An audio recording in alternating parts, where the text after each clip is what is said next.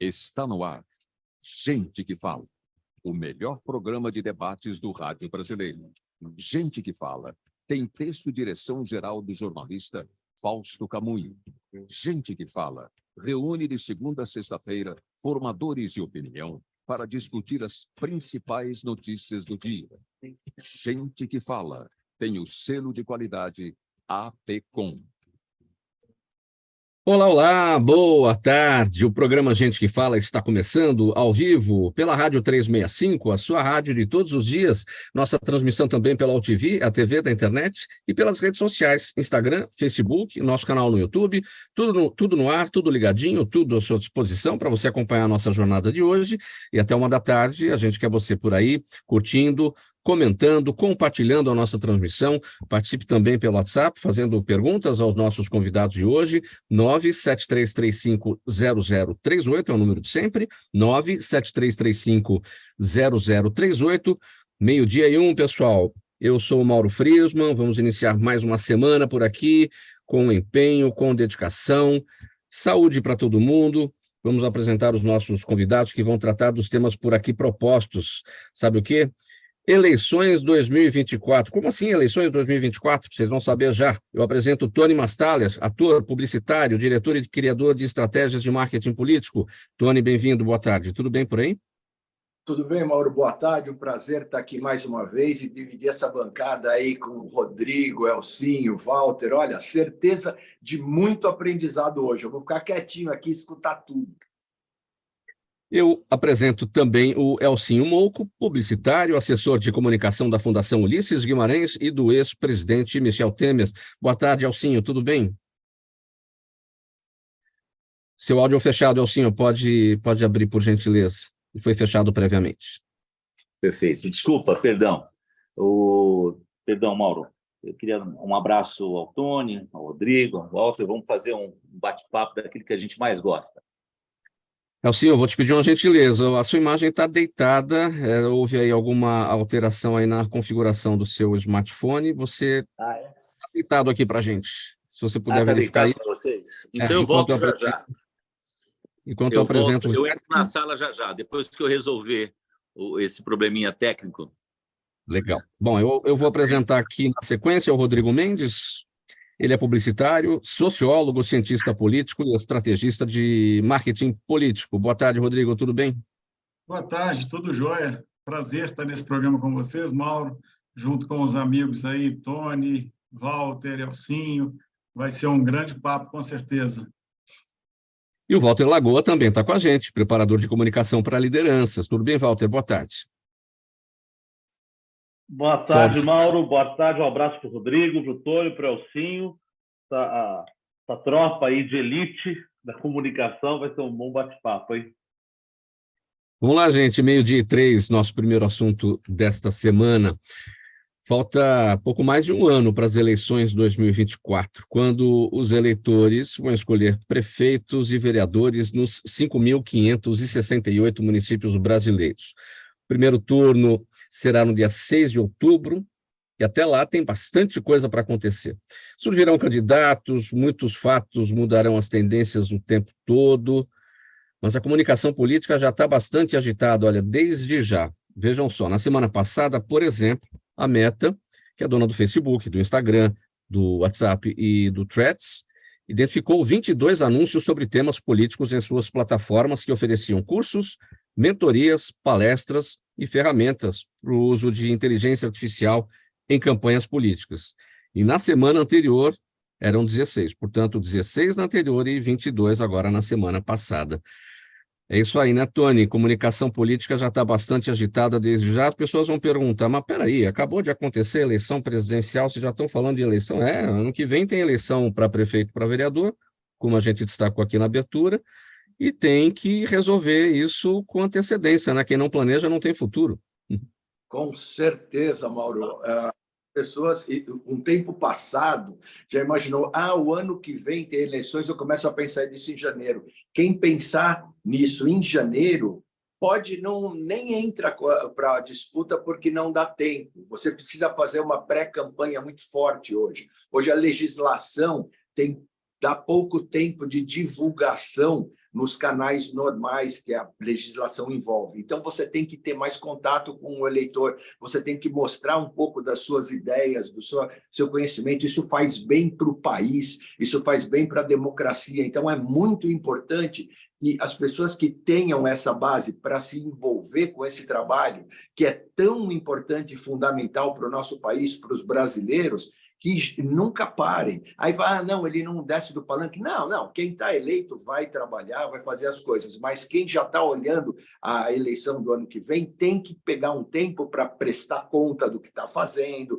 para começar suas estratégias, para poder ter essa conexão com o eleitor. Se não fica político sem conexão com o eleitor, fica uma palhaçada. Rodrigo, essa antecipação, isso vale para todo mundo? Vale para, ou seja, quem tem cargo e vai disputar uma reeleição, ou aqueles candidatos de primeira viagem, isso vale para todo mundo? Eu acho que vale para todo mundo, com certeza, mas é mais importante para alguns perfis de liderança. Então, por exemplo, aqueles líderes que não são tão conhecidos, eles precisam se tornar mais conhecidos, né?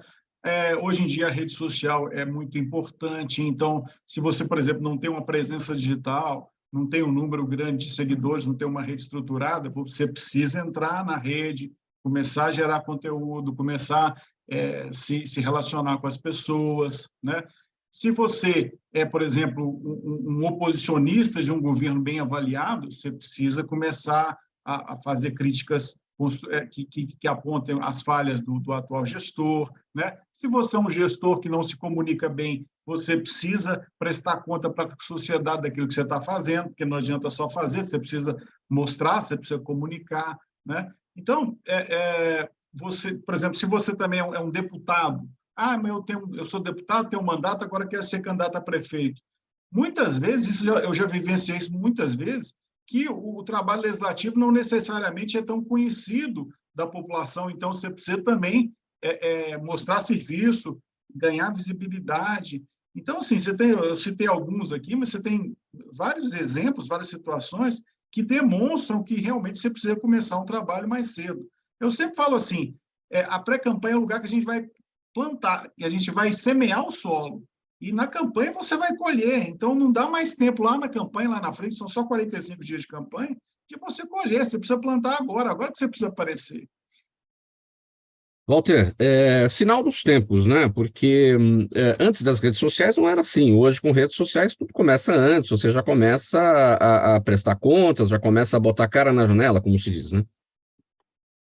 Exatamente, Mauro. Se você pegar 2010 para 2023, vamos falar de uma década, há uma mudança na comunicação radical, né? Se você pensava antes que quem tinha tempo de TV e a comunicação era centralizada nos grandes meios, assim, hoje mudou totalmente. Hoje a comunicação é descentralizada, a mídia social você tem que romper bolhas para falar com muita gente. E essa presença, não adianta só da presença na campanha, é uma presença de vida. Por que aconteceu também? Houve o rompimento dos espaços. Então, não existe mais o público e o privado. Então, até na comunicação dessas lideranças, hoje você fala muito da parte profissional, misturada com a parte da vida pessoal, e você tem um escritório no seu bolso, né? Você pega o seu celular, esse é o seu escritório. Qualquer lugar você está trabalhando. Então, como isso foi muito disruptivo, o momento da comunicação tem que ser trabalhado assim, sem parar. Na verdade, não é nem uma questão da pré-campanha. Qualquer pessoa que queira ter um posicionamento político ou ao sair para o candidato, seja para vereador, prefeito, tem que já ter um trabalho contínuo de presença nas redes. É exatamente isso. Esse vai ser o diferencial. Elcinho Mouco, acho que já está ok a sua conexão. Vamos seguir aqui com a nosso início de debate aqui. Está na hora de começar a trabalhar a pré-campanha. Quem não fizer isso já começa a se complicar, né? Sem dúvida. Pré-campanha, na verdade, é o que a gente chama na comunicação de manutenção. Em tudo na vida você tem que fazer manutenção. E a manutenção comunicacional hoje é fundamental, até porque a gente consome internet, mais do que consumir internet, a gente não vive sem. Simples assim.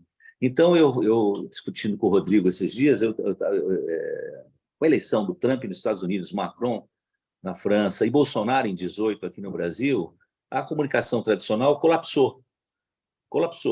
Por quê? Porque teve o efeito exatamente de que o efeito da internet, o efeito das redes sociais, essa rapidez com a eleição do presidente Bolsonaro aqui no Brasil. Então, é um reaprendizado e manutenção. Pré-campanha é fundamental. Eu acho que, inclusive, a discussão da lei eleitoral vai ter que alterar, porque não existe mais aquele prazo do Tribunal Eleitoral, porque hoje a vida da pessoa, do persona, quer dizer, quem eu sou, o que eu faço e o que eu quero fazer, já para quem ou incumbente vem para a reeleição ou para quem é candidato de oposição, faz parte do dia a dia. Então, é fundamental, porque parte-se do princípio que é a manutenção da imagem e do projeto da candidatura. Tony, pegando esse raciocínio do Alcinho, no sentido do reaprendizado, né? Vendo aí o que aconteceu com as últimas campanhas aí pela rede social, pegando também o raciocínio do Walter Lagoa, ele dizendo, ó, você tem um escritório no bolso, você pega aí o celular e você está no ar e você já começa a fazer a sua campanha. Quais são os riscos de ser feito um trabalho raso, um trabalho sem qualidade, um trabalho onde o tiro pode sair pela culatra, digamos assim, o candidato achando que está fazendo uma boa coisa e não está, porque não preparou para aquilo. Enfim, ele precisa de um profissional para acompanhar tudo isso, para desenhar as estratégias, roteirizar as coisas. Pois é, Mauro, isso é um problema crônico, bastante grande. Quando eu resolvi na minha vida olhar e falar assim, cara, uma hora eu vou escrever um livro das histórias que eu vi não darem certo. Começou a virar uma biblioteca assim gigantesca, né? Porque tinha letra A, letra B, letra B. Porque assim, é uma loucura. Primeiro, que no entorno dessas pessoas, tanto já com poder ou quem está almejando chegar a um cargo, por exemplo, executivo ou legislativo, já começa a se cristalizar uma turma que vai fazendo com que o ego desse cara fique alterado. Então, como o Elcinho diz, você precisa fazer a manutenção de tudo, inclusive da preparação do cara para essa vida de comunicação, para essa vida de político, para esses debates, para essa coisa da imprensa estar em cima, para esse seu explicar. Então, tudo isso está envolvido. E o cara, às vezes, olha e acha assim, poxa vida, eu sou olha, o que eu mais conheço nessa vida é caras que acham que foram eleitos por Deus. Deus gostou de mim, me colocou nessa situação aqui. E esquece que Deus gosta de todo mundo, não é assim, você tem que fazer a sua parte. Eu sempre digo, pega um Mbappé, um Messi, um Cristiano Ronaldo, sem treinar, ele não é nada. Comunicação é a mesma coisa, você tem que estar treinando, estar trabalhando, estar fazendo, porque senão você não chega lá. Não tem como. Os grandes caras têm sempre alguém de comunicação.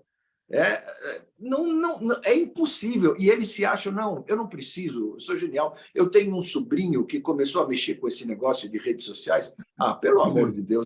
Depois chora, porque sempre me dizem, puxa vida, mas uma campanha às vezes é cara. Eu digo, olha, a campanha é cara quando você perde, né? Porque aí aquele dinheiro foi para lugar nenhum, mas quando você atinge o seu objetivo é importante. Então, assim, não investir, primeiro, em institutos de pesquisa sérios que vão dar dados. Segundo, em profissionais que vão analisar esses dados, vão criar as coisas, vão fazer um trabalho profissional para você, que entenda uma escala, um time de comunicação que entenda um que o outro está falando, pode esquecer. É melhor pegar um avião, ir para a praia e descansar e começar a se preparar para a próxima, porque perde e depois fica achando que, poxa, foi. Eu vi na última eleição vários casos, gente candidata a governo do Estado, fazendo cada falha, Mauro, que eu vou te contar, filme de horror.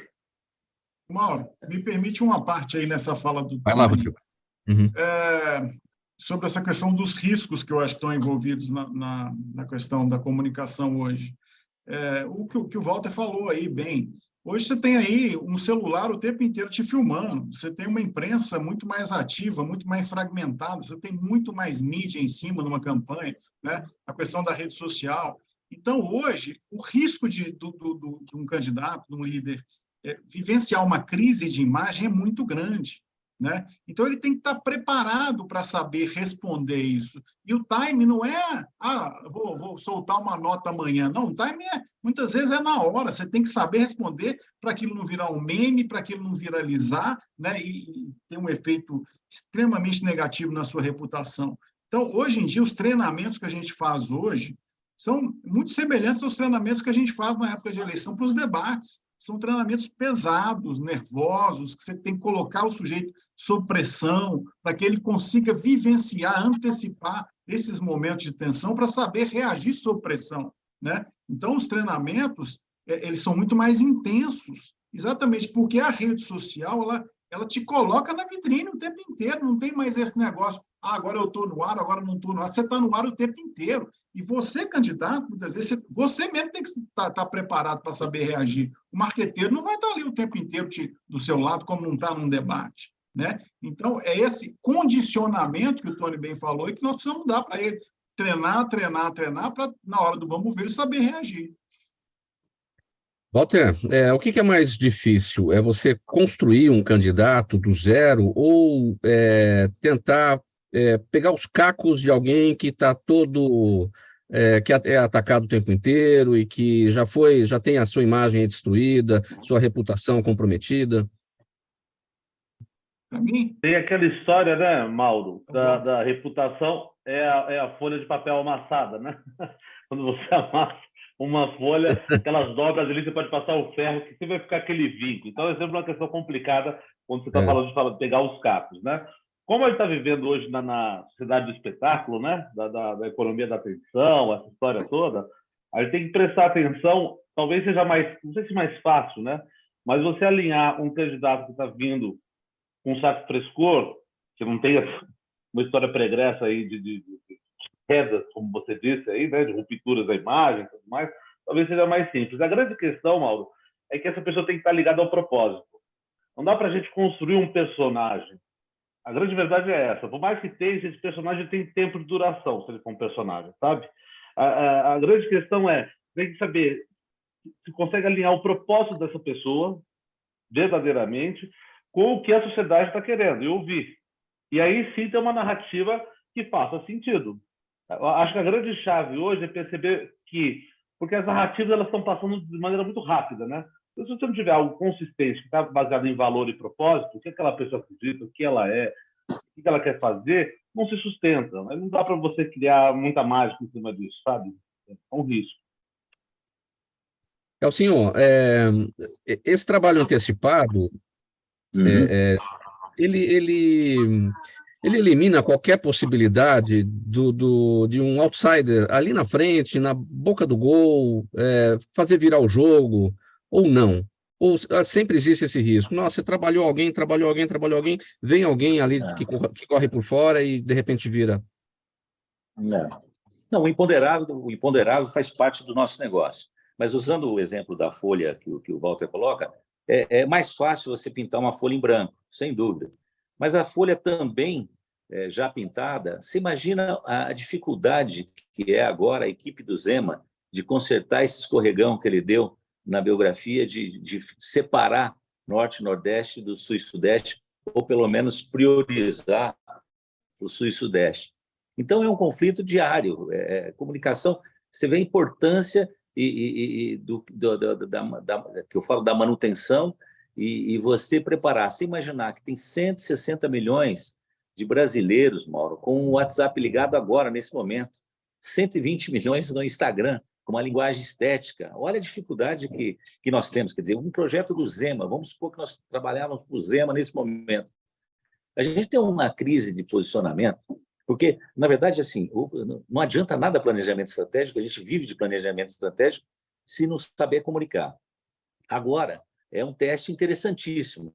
Como arrumar esse escorregão do governador Zema, que tinha uma folha em branco até a eleição passada, era um empresário, um outsider, teve uma vitória importante, eleição, reeleição, e agora comete um erro primário e autoproduzido, quer dizer, ele mesmo criou. Então, Instagram, 120 milhões, Facebook, que está um pouco já senil, 115 milhões. Então, tem que preparar, no caso do Zema, um trabalho assim, cada um no seu quadrado, quer dizer, como falar com os 20 milhões de pessoas que usam o Twitter. É pouco, é 10% da população, mas é ali que está o formador, ali que está o porta-voz mais importante, que a mídia abastece ali, o jornalismo e tal. Então, na verdade, é assim, o imponderável, voltando na tua questão, é sempre posto. Em São Paulo, teve senador que dormiu senador e um astronauta veio e desceu da Lua e ganhou em São Paulo. Quer dizer, como eu já perdi eleição no Paraná em 2002, Álvaro Dias liderando por 2 anos, Mauro. E aí veio o efeito Lula. O Lula fez um filme dizendo: eu vou mudar o Brasil e você vai mudar o Paraná. Levou a eleição de um terceiro colocado para 51% no segundo turno. E o Álvaro, à época, vinha liderando com uma avaliação enorme, tinha sido governador há pouco tempo. Então, vem um imponderável. Naquele momento, foi um vento Lula, aquele tsunami Lula. Já tem outros exemplos. Agora, a grande expectativa é 2024. Como é que está? O planejamento está posto. Para dar o exemplo da cidade de São Paulo, nós temos 2 candidaturas polarizadas. Falei com o Ricardo até o evento que eu estou hoje, o prefeito Ricardo Nunes está por aqui também, e ele dizendo que ele tem um adversário ideal, porque já está colocado, não tem espaço para mais ninguém. Agora, pode acontecer um imponderado? Pode acontecer. Uma frase como essa do Zema é uma tragédia no meio do caminho. Uma bomba do Roberto Jefferson é outra. Quer dizer, o Bolsonaro dorme sábado com uma candidatura, com um projeto maravilhoso, quer dizer, Gustavo Lima, Neymar, 1 milhão de participantes, 24 horas, dorme praticamente eleito e cai no colo dele uma bomba Roberto Jefferson no domingo, quer dizer, então, que ninguém esperava. É um desafio diário, é por isso que é importante profissionalizar, como disse o Walter e o Rodrigo reforçou, de gente do ramo, não dá para improvisar com gente que não seja profissional. Até porque nós tivemos um colapso como o Rodrigo chama agora uma revalorização do saber. Quer dizer, o saber, os marqueteiros tradicionais, com a eleição do Geraldo, 14 partidos, ele fazer 5%, foi uma vergonha. Tudo foi questionado, tudo resetado, e agora é a volta, resgate do bom profissional, quer dizer, a rapidez dos nativos digitais, com o saber acumulado do velho e bom conhecedor, marqueteiro ou jornalista que milita nessa área, é um resgate já nessa eleição de 24. Tony, foi legal, bacana o Elcinho falar do escorregão do Zema, porque alguém pode falar assim, pô, mas ele é presidenciável, as eleições presidenciais são para 2026, a gente está falando de 24. Não, ele certamente vai apoiar candidatos no ano que vem para prefeito, para vereadores, enfim, isso respinga nesse pessoal que ele pretende apoiar, não é? Então isso tem que ser consertado o mais rapidamente possível. Claro, tem muita gente que nem sabe o que aconteceu, tem muita gente que não está ligada em política, não entendeu o efeito da gravidade da frase que ele disse, enfim, mas isso vai respingar. Com certeza, né? Você tem o problema até de depois, lá para frente, requentarem esse assunto. Você tem N problemas aí. A verdade é essa. O Elcinho colocou, todos os 3 colegas aí colocaram muito bem as questões, né? Volta ao velho e necessário profissionalismo. Não adianta tentar roda, querer tentar fazer... Ou mesmo, por exemplo, eu já outro dia até acabei cunhando um termo aí que eu falava, alguns candidatos vêm me perguntar do que você fala quando você fala de um outsider, eles falam, eu quero uma estratégia IPOM, que o cara, no final da coisa, eu vou dar um golpe e eles vão... Se você for ficar confiando na sua estratégia IPOM, você pode pegar a sua violinha e enfiar no saco e ir embora, porque não dar nada certo nessa história, né? Então, isso é extremamente perigoso. Não tem por onde. É profissionalismo, é equipe de trabalho profissional, com tecnologia profissional e fazer o trabalho. E Elcinho colocou muito bem. O imponderável é complicado, não tem como. Mas Hoje, antigamente nós tínhamos o gabinete de crise. Pô, estourou uma bomba aqui. Chama esse, etc. Hoje, esse gabinete de crise tem que estar atento 24 horas. E ele tem que dar a palavra também, né? Acabou a fase do candidato se achar o cara, acabou. Vai primeiro para a terapia antes de ser candidato. Não deixe o seu ego acabar com a sua campanha. Esse é o caminho. Rodrigo Mendes, o que o eleitor deve levar em consideração, ou ele de fato leva em consideração na hora de escolher um prefeito, na hora de escolher um vereador? Afinal de contas, ele mora na cidade, é o prefeito que toma conta disso, é o vereador que faz as leis locais? Olha, a eleição municipal é uma eleição próxima, né? Uma eleição que o eleitor tá olhando para os problemas do cotidiano dele, o preço do ônibus, se o lixo está sendo recolhido, se tem a lâmpada no poste, né? Se tem uma guarda municipal, né? São as questões ali que afligem o dia a dia, o cotidiano do eleitor.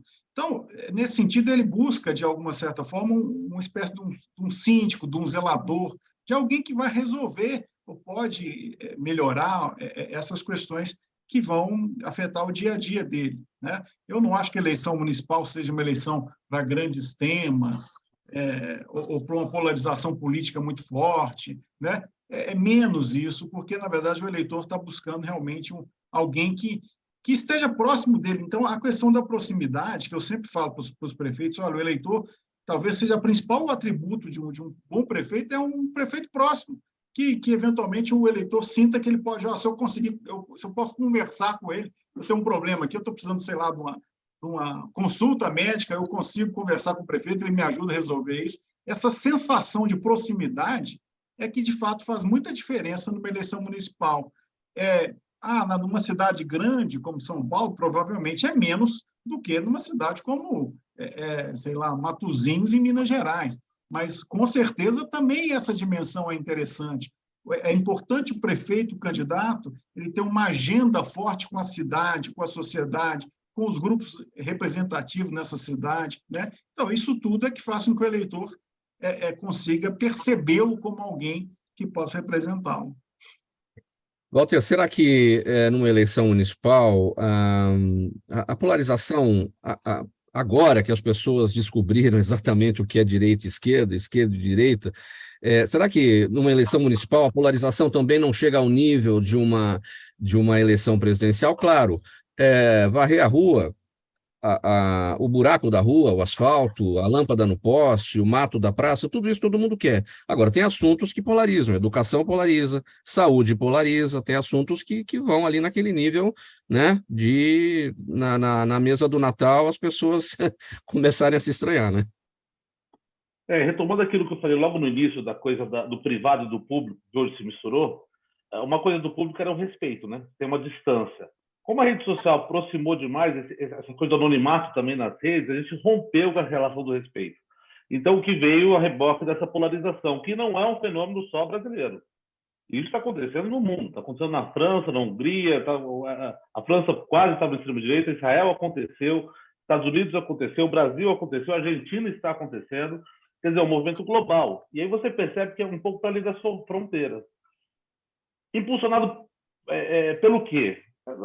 Por essas redes sociais, que elas sacaram que os algoritmos elas começam a manipular essas informações e sacaram que as questões primais, essenciais das emoções, é o que mobiliza a pessoa, engaja, faz vender, na verdade, vira um produto. Então, essa questão de você trabalhar essas energias mais primais, por exemplo, a raiva, o ódio, o medo, está muito presente no mundo. Então, acho que as pessoas não entenderam o que é direita e esquerda. Elas tomaram a bandeira e falaram isso é direita e esquerda, porque nem a direita é aquela, nem a esquerda é essa. Na verdade, é que eles estão misturando e estão levantando uma bandeira que vão matar. Então, por exemplo, agora tem um deputado estadual, acho que foi aqui em São Paulo, foi em alguma cidade, no Rio, e foi agredida. Então, a gente está vendo algumas coisas assim, por exemplo, que rompeu a faixa do respeito, e está vindo para um lado de agressão física, até de morte em alguns casos, e eu acho que isso vai, de certa maneira, também permear a eleição municipal, não por ser eleição ou de governo, federal, tudo mais, é porque já está com esse movimento já está acontecendo, dessa emoção à flor da pele, que é vou me engajar pelo emocional. não tem muita razão, sabe? Igual time de futebol. A minha sensação é essa, sabe? Ô, Mauro, deixa eu só pegar um pedaço da fala do Walter, porque, olha só, que eu acho que o grande complicador das eleições hoje é que, na verdade, você está lidando com vários públicos ao mesmo tempo, né? Então, a sua pergunta foi, como é que o eleitor ele escolhe? Eu diria o seguinte, a grande massa do eleitorado, a dona Maria, o seu Zé, que eu gosto de chamar, que é o eleitor de baixa escolaridade, com pouquíssimo envolvimento e interesse por política, que muitas vezes está completamente aquém, alheio a essa discussão de polarização política, etc. Esse eleitor, o grosso do eleitorado, na minha opinião, ele, de fato, toma uma decisão baseada naquele que ele acha que pode resolver o problema dele. Agora, a gente que vai lidar com a comunicação de uma campanha, obviamente, a gente tem que perceber que existem várias camadas de interesse e de relacionamento com a política. Então, você tem, de fato, um eleitor mais polarizado, mais politizado, que vai, sim, levar em consideração discussões nacionais, discussões ideológicas, que realmente consideram essa dimensão de esquerda, direita, se o cara é ligado ao Bolsonaro, se o cara é ligado ao Lula, considera os partidos. A gente tem que deixar muito claro que isso é uma minoria na política. Na política, o grosso do eleitorado é um eleitorado completamente aquém e alheio a esse processo todo. É o senhor. Sem dúvida, sem dúvida. Só complementando, eu acho que essa coisa de esquerda e direita na base da pirâmide, se você perguntar para quem está passando fome se ele é esquerda ou direita, ele fala que era um pão. Se você perguntar para o desempregado se ele é esquerda ou direita, ele quer um emprego. Se você perguntar para o empresário, se ele é, hoje, até o empresário se ele é de esquerda, ele quer segurança jurídica. Eu acho que a gente, e complementando também a questão da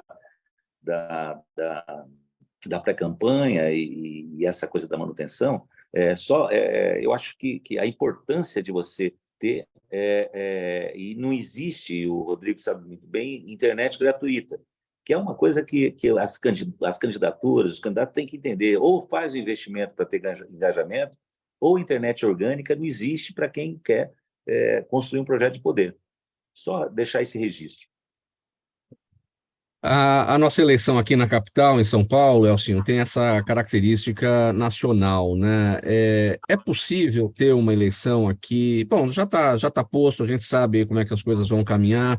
O prefeito Ricardo Nunes busca apoio de Bolsonaro, a gente tem bolos aí com Lula, enfim. É preciso, tem que ser desta forma, os candidatos têm que procurar os líderes maiores, é assim que tem que ser?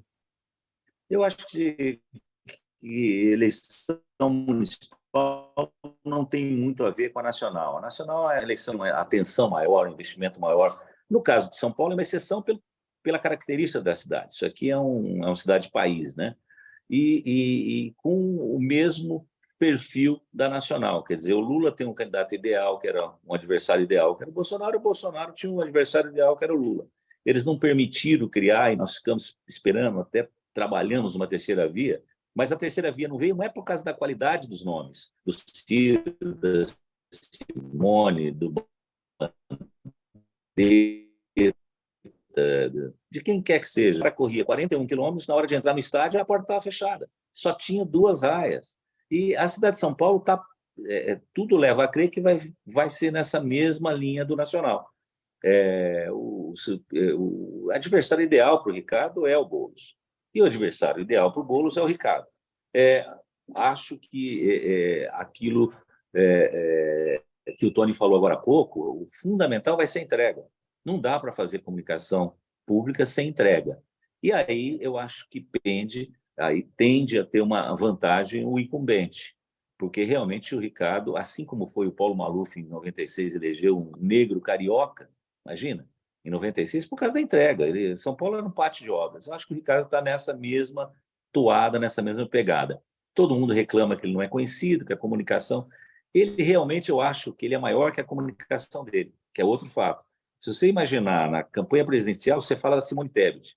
A Simone, com 4%, teve uma importância no segundo turno, não por causa da comunicação. Não tem uma peça dela que você lembre da equipe de marketing dela colocou, mas a postura dela nos debates, nas entrevistas, ela é uma figura que saiu fortalecida. E imaginar que com 4% o nosso pai da democracia ficou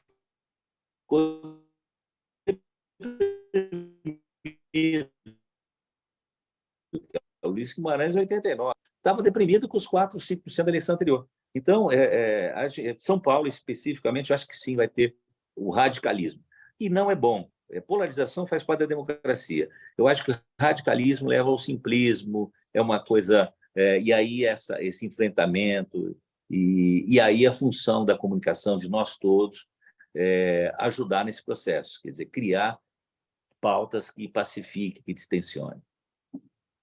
12h35, o programa Gente que Fala no ar, aqui pela Rádio 365, a sua rádio de todos os dias, nossa transmissão também pela UTV, a TV da internet e pelas redes sociais. Uma parada breve agora, pessoal, um golinho de água para cada um, a gente volta já já com a sequência dos nossos temas por aqui.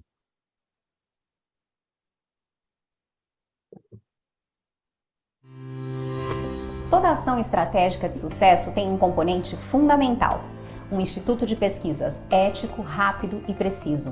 Afinal, é ele que vai fornecer informação confiável, sem achismos ou palpites. E isso, numa época de mudanças rápidas e repentinas, é fator crítico de sucesso. A Orbis é um instituto de pesquisas que une precisão e confiabilidade estatística com a mais alta tecnologia em pesquisas do mercado. Tem inteligência artificial, robótica e Big Data, entre outros recursos, para que você tenha uma informação correta, confiável, com o menor custo e no menor tempo possível. Na sua próxima ação, seja ela corporativa ou política, comece pela Orbis, porque com a informação correta, você vai mais longe, mais rápido e com mais segurança. De volta agora, faltando 23 minutos para 13h. Esse é o programa Gente que Fala pela Rádio 365, a sua rádio de todos os dias, nossa transmissão pela UTV, a TV da internet e pelas redes sociais. A conversa hoje por aqui, comunicação política, eleições 2024, o trabalho aí está sendo preparado pelos candidatos, pelos pré-candidatos que vão disputar as eleições do ano que vem para prefeito e também nas câmaras municipais. Tony Mastaller, câmaras municipais, vamos falar então dos vereadores, né? E especialmente aqui em São Paulo, né? Nós temos aqui 55, é a maior câmara municipal. Aparentemente uma eleição fácil, né? 55 vagas, mas são milhares aí de pessoas aí postulando essa posição. O que o eleitor leva em consideração para escolher um vereador? É preciso saber o que o vereador faz, ele faz as leis, ele fiscaliza, o executivo fiscaliza a prefeitura, e tem muita gente aí que também não tem ideia do que se trata. Pois isso já vem sendo tentado há várias eleições, você tentar esclarecer o público sobre essa questão que é importante, sobre a função do vereador, né? Mas mais que isso, eu digo que isso é um caldeirão muito grande. Junto nela, as questões que o Rodrigo muito bem frisou, no sentido da proximidade com o eleitor, né? Porque as pessoas vivem na cidade, a cidade tem o vereador e tem o prefeito, então sempre tem essa proximidade que auxilia mais. Você ter numa escala ali uma relação com grupos, com representantes, com essa turma que pode movimentar é sempre bom, mas sempre vai. E também, dentro desse caldeirão, também alguns temperos, como o Elcinho colocou, do cara que está com fome, do cara que precisa do trabalho, do empresário que precisa de segurança jurídica, também estão nesse caldeirão. E também, e por que não, porque a publicidade da polarização é muito forte. Haja visto a da presidente, nós tínhamos candidatos maravilhosos para a terceira via. E aí, de repente, a coisa é terrível, porque é aquela história, o Bolsonaro quer disputar com o Lula e o Lula queria disputar com o Bolsonaro. Quando entrava qualquer coisa diferente, os dois viravam as metralhadoras e acabavam com a história, porque para eles é interessante. Então, esse tipo de coisa é tão forte que contamina todo o entorno. Então, o que acaba acontecendo? Esse eleitor, ele também vai se posicionar, porque quando alguém vira e fala, você está falando do Zezinho, mas o Zezinho é amigo daquele lá que é a favor do aborto. Opa, então peraí, não sei, você nem sabe se é ou se não é. Mas o outro aprovou a questão da droga. Então, quer dizer, você acaba contaminando essa coisa, principalmente em público, quando ele está ali trocando desse assunto, tratando desse assunto, quer dizer, Então, todo esse mix, em algumas regiões mais e outras regiões menos, isso é extremamente dinâmico, mas fazem parte desse caldeirão. A estratégia para o vereador é sempre uma estratégia mais delicada, mais focada, para ver qual é o público-alvo dele, né? Eu acabo de lembrar de uma que eu fiz em São José do Rio Preto, foi ótimo, com a Edinho Araújo, e uma das meninas que era candidata, eu percebi desde o começo, eu trabalhando, que eu fiz questão de trabalhar todos os vereadores, peguei um a um para ver como é que era, e ela tinha uma questão natural de causa animal. Ali eu falei, pronto, fique aqui, não se desvie, porque as pessoas têm uma simpatia. Ela foi e foi eleita. Quer dizer, então tudo são estratégias para poder levar essa pessoa, mas esse caldeirão é extremamente complicado. Depende muito de região, cidade, o que está acontecendo, qual foi o último fato, sabe? Qual foi o último escorregão de alguém que, de repente, se espelha nesse caminho. Então, essa ligação vai ter sempre isso, é complicado, sabe? Para o bem ou para o mal, as pessoas se relacionam com as outras e aí isso é usado a favor ou contra elas, né? Rodrigo, por conta do voto útil na eleição presidencial, a gente verifica que aqueles que chegam no segundo turno não são necessariamente os mais aprovados, são os mais rejeitados, né? Eu vou votar nesse porque eu sou contra o outro, eu vou votar no outro porque eu sou contra esse. Isso para vereador acontece? Não, na verdade, bom, vamos entender uma diferença fundamental. Uma eleição majoritária e outra eleição proporcional, né? Então, as estratégias são completamente diferentes, né? Na eleição para vereador, por exemplo, você não tem a questão do segundo turno, né? Então, a estratégia para um candidato a vereador é a segmentação. Ou seja, quanto mais forte for a sua relação com o seu público mais direto, com o seu público-alvo mais próximo ali, maior a chance de você ganhar. Até porque esse é um vestibular extremamente concorrido. São 55 vagas em São Paulo. Você imagina a quantidade de candidatos que são. Se você dividir, então, o número de candidatos pelo número de vagas, você vai ver que é uma eleição complicadíssima. Eu sempre falei que a eleição de vereador é a mais difícil de todas, porque em cada segmento que você vê, tem lá vários e vários candidatos. Então, você tem que ter uma estratégia focada, fechada, voltada para dentro do seu segmento. Quanto mais você for visto como um especialista, um líder no seu segmento, o Tony acabou de falar, eu sou especialista na causa animal, eu sou especialista dos médicos, eu sou o cara da religião X, aí você vai ter mais chance de ganhar.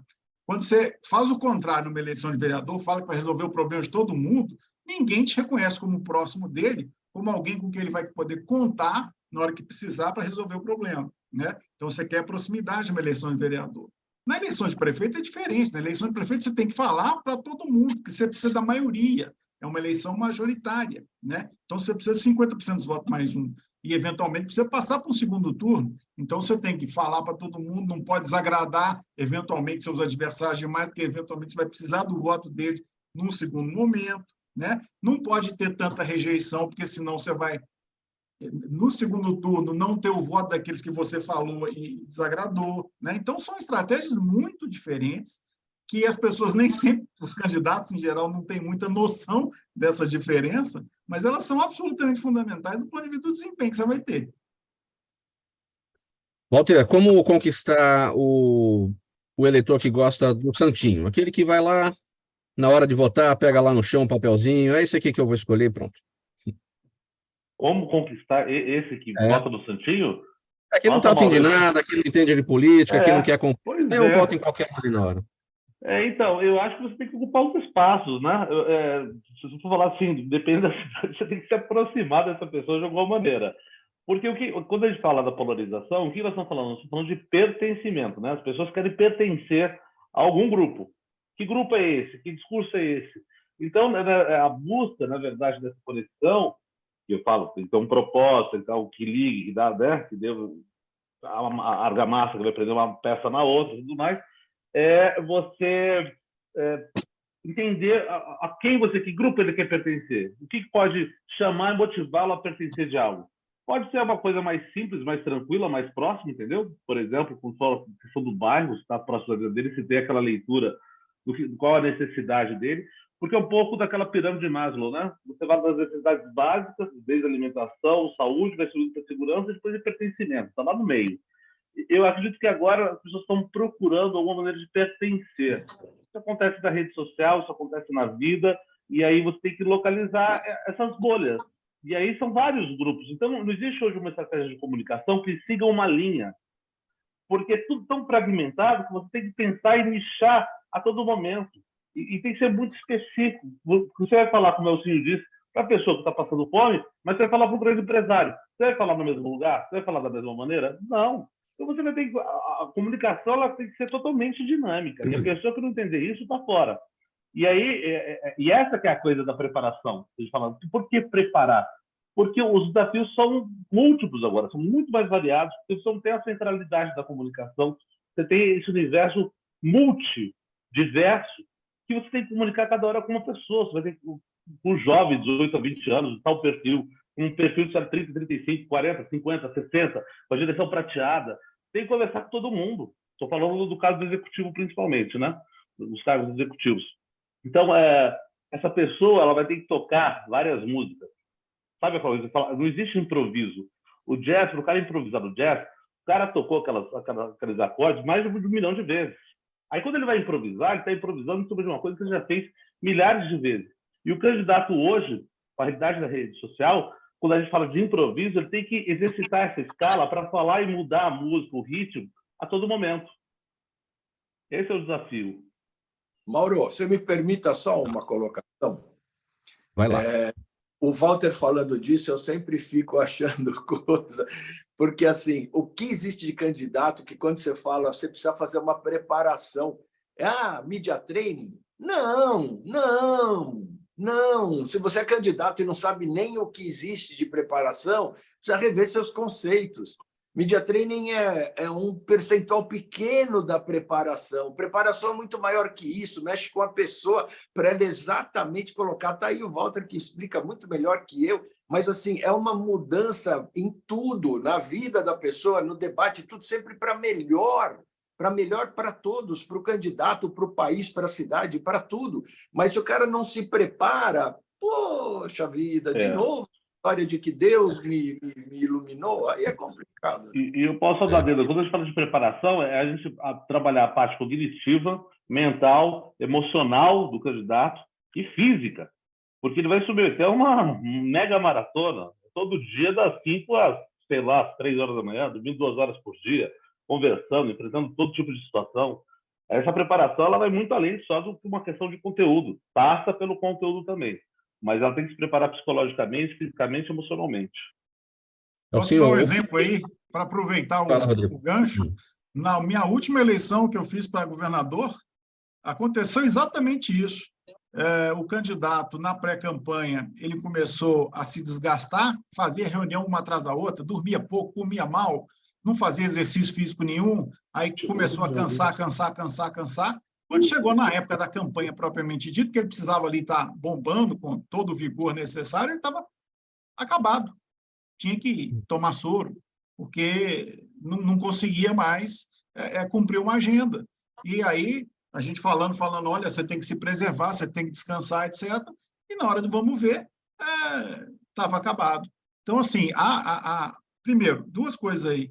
A orientação profissional absolutamente necessária. E segundo, você tem que realmente se preparar do ponto de... Uma campanha é uma guerra, meus amigos. Campanha é luta. Então, você tem que estar preparado mentalmente, que você vai sofrer crítica, a sua família, vai ter de tudo, ainda mais com rede social, WhatsApp, fake news, né? Então, você tem que estar mentalmente muito preparado para saber a encrenca que você está entrando.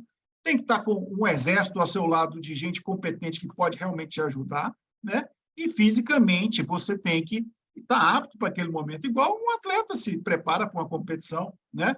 E vocês têm que estar preparados do ponto de vista da sua capacidade de comunicação, não é? Todo mundo precisa ser treinado para comunicação, né? Para saber falar na televisão, no rádio, nas redes sociais. Hoje em dia, isso é absolutamente fundamental. Quem nos prepara antes, depois não tem a menor chance. Elcinho, o que é uma boa vitrine de trabalho a ser mostrado pelos candidatos ao executivo? Por exemplo, prefeitos que vão disputar a reeleição. Você falou instantes atrás de Maluf. que fazia sempre um canteiro de obras, era muito asfalto, muita obra pública, trouxe-se ao do Rio de Janeiro, conseguiu elegê-lo sucessor, enfim. Hoje em dia, é isso que as pessoas querem ver, o asfalto, querem ver a obra, ou é o cara que está com fome, quer o pão, é o cara que está desempregado e quer o emprego, ele está mais ali, né, vivendo aquele problema, o drama dele diário e na área social, na parte econômica, está sem emprego. Não é isso que ele quer? Sem dúvida. É que, na verdade, assim, a atuação do Dr. Paulo em 96 era tão forte que é característico como obra, mas e ali ele elegeu um Celso Pitta, dizendo o seguinte: bom, quem transformou São Paulo pode transformar e proteger a sua fome, a sua residência que você não tem, moradia, a sua segurança. Quer dizer, você ganha o incumbente que tem entrega, facilita muito mais em campanha. E só voltando, quer dizer, a eleição mais difícil de São Paulo, sem dúvida nenhuma, é a de vereador. A de vereador, nós temos hoje mais de 2.000 candidatos a 55 vagas. Então, o presidente Temer que fala, quer dizer, prefeito manda, governador pensa que manda e presidente da República dá o exemplo. Quer dizer, é difícil verear e prefeitar. Agora, voltando um pouco no Tony, reforçando pelo Rodrigo Walter, profissionalizar, quer dizer, trazer equipe até porque, como a gente... o Mauro é da minha época, o Rodrigo e o Walter não, mas nós somos da época de helicóptero para fazer filmagem, não tinha drone. Hoje você dá uma lambida numa reunião com drone e é uma coisa muito mais rápida, muito mais barata, muito mais fácil. Quer dizer, nós também temos que nos adaptar com esse novo momento. Agora, sem entrega é muito difícil. Até o próprio página em branco que nós falamos, o cara que está começando ou está se lançando, ele tem que ter uma entrega na vida pessoal. Então, o que eu sou, né? O que eu faço, o que eu quero fazer, e aí fundamental como dizer. E como dizer é com a gente, quer dizer, é com a equipe profissional e isso faz a diferença. Lembrando, Mauro, que as pessoas hoje não estão em estado de voto, estão em estado de emprego, estado de moradia, estado de transporte público, não estão em estado de voto. E a gente fala, parece que precisa de pré-campanha, é por isso mais ainda, porque quando ele entrar em estado de voto, a construção do persona, essa fala, esse nome de convivência faz a diferença. Me permite lembrar uma coisa aqui, Mauro. Fala, Você Rodrigo. lembra que o Maluf também foi eleito porque ele se reposicionou de alguma maneira naquele momento, que ele era o cara da obra, né? Mas só que ele lançou o PAS, que era um programa voltado para a saúde, ele lançou o Leve Leite, que era um programa de alimentação, ele fez o Singapura, que era um programa de habitação. Quer dizer, na verdade, ele mesmo se reposicionou no governo para poder ter uma pauta social, que ele não tinha, né? Então, hoje em dia, essas pautas sociais são muito importantes. E só reforçando um negócio que o Elcinho falou, que eu acredito muito. A gente precisa fazer a boa comunicação pública para mostrar os feitos do governo na época anterior à eleição. Para quê? Para que, de fato, esses atributos sejam levados em consideração na hora do voto. E um bom prefeito, bem comunicado e bem avaliado, ele tem uma grande chance de se reeleger ou de fazer o sucessor. Se ele não faz a comunicação, ninguém vai ficar sabendo o que ele fez. Pessoal, 6 minutos para 1 da tarde, perguntas da audiência. Eu vou pedir brevidade a todos, tá? Para que a gente consiga responder a todas essas questões.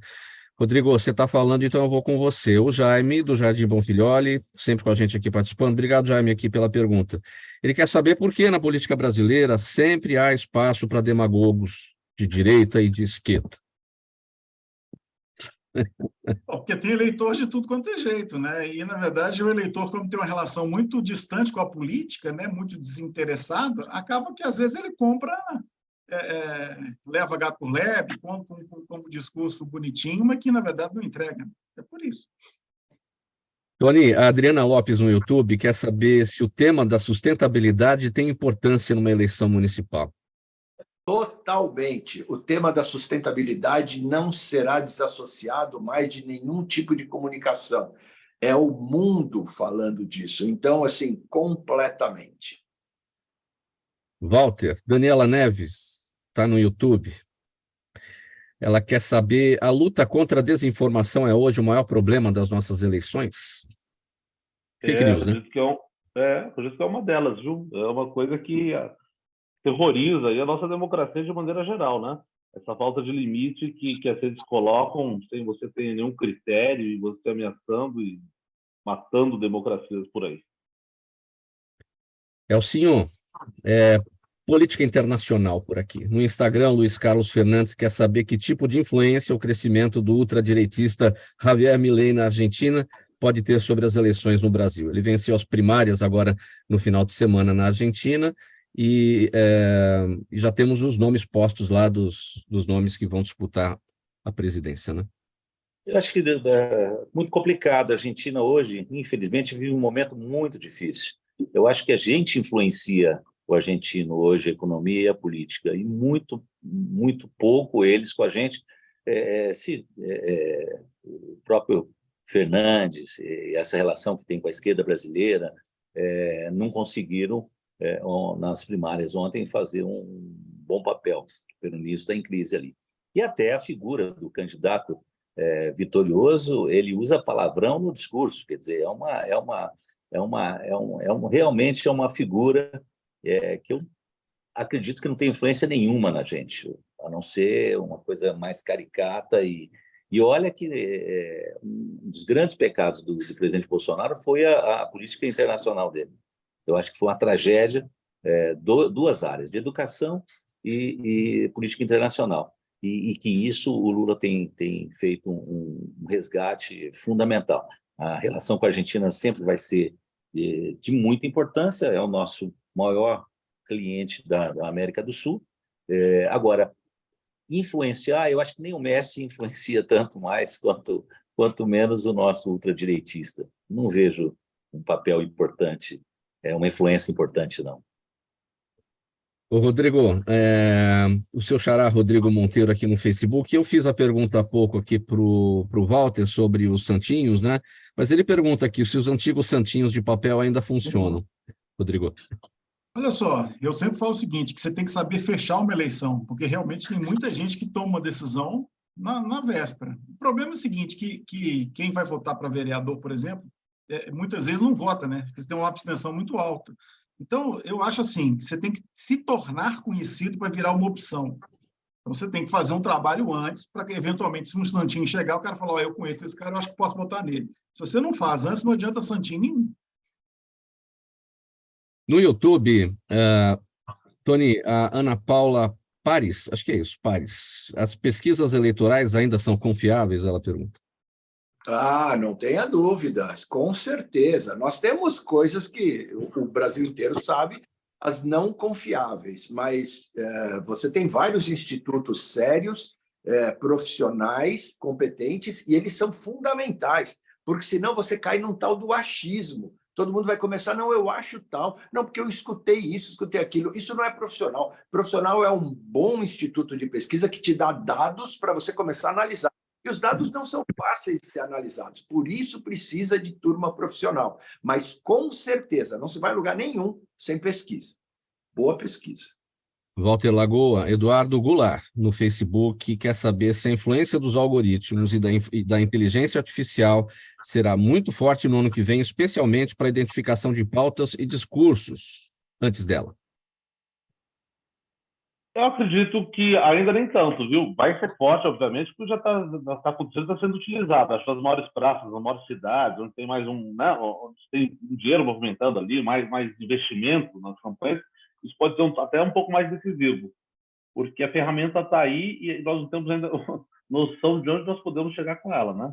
Esse tipo de informação nós podemos extrair, muita coisa. Elcinho, o Jorge Miranda no Instagram, nas últimas eleições passamos a ter muitos vereadores novatos, pelo menos em São Paulo, diz ele, né? Vocês acreditam, ou você acredita, que muitos deles irão se reeleger? Eu acho que a renovação da eleição passada foi maior exatamente por causa desse radicalismo, essa influência que tem a polarização nacional. Eu acredito que vai ser uma renovação normal, faixa de 35%, 40%, como vem sido. Não tem nenhum fato novo, a não ser essa coisa da profissionalização, quer dizer, essa coisa do santinho que vocês estavam falando, hoje o santinho está aqui, está na rede. É o influenciador, é a cabeleireira, é o padeiro, é o mecânico, tem 5 mil seguidores, 2 mil seguidores. Eu acho que o que ainda decide o voto no chão da escola, que é crime eleitoral, inclusive, esse é um valor residual que não dá para ir atrás dessa pessoa que pegue e decide o voto no santinho do chão. Acho que o santinho agora está no cabeleireiro, no padeiro, que são influenciadores, e o santinho é digital. Muito bem, gente. 1h em ponto, nosso tempo esgotado aqui dessa edição de hoje do programa Gente que Fala. Vamos colocar um ponto final e agradecer a todos vocês, em nome de toda a nossa equipe. Participaram com a gente hoje Tony Mastaler, ator e publicitário, diretor e criador de estratégias de marketing político, Elcinho Mocco, publicitário, assessor de comunicação da Fundação Ulisses Guimarães e do ex-presidente Michel Temer, Rodrigo Mendes, publicitário, sociólogo, cientista político e estrategista de marketing político, e o Walter Lagoa, preparador de comunicação para lideranças. Mais uma vez, obrigado a vocês por essa conversa de hoje. O programa Gente que Fala, sempre realização da ABCom, apresentação minha, Mauro Friesman, pauta e redação do Pedro Schiavon, Zenilda Salvato, nossa diretora de produção, jornalista Fausto Camunha, nosso diretor-geral, e você, espectador, você ouvinte, a razão da nossa presença aqui todos os dias. Na programação da 365 agora, chegando o Lucas Neto, ele vem com o programa O Melhor para a Melhor Idade, para te entreter aí nesse início de tarde de segunda-feira. A gente volta amanhã aqui pela 365, a rádio de todos os dias, pela UTV, a TV da internet e pelas redes sociais. 1h, 1 minuto. Bom programa, Lucas. Boa tarde para todo mundo. Tchau, até amanhã.